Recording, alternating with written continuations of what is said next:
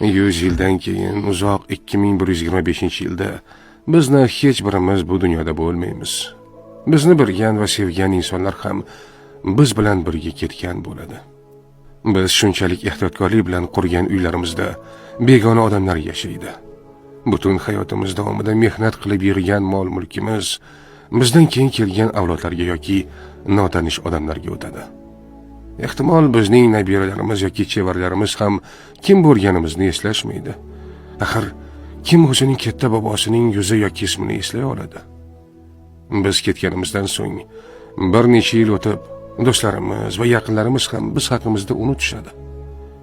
Yana bir necha 10 yillardan keyin esa suratlarimiz yo'q qoladi. Hikoyalarimiz o'chadi.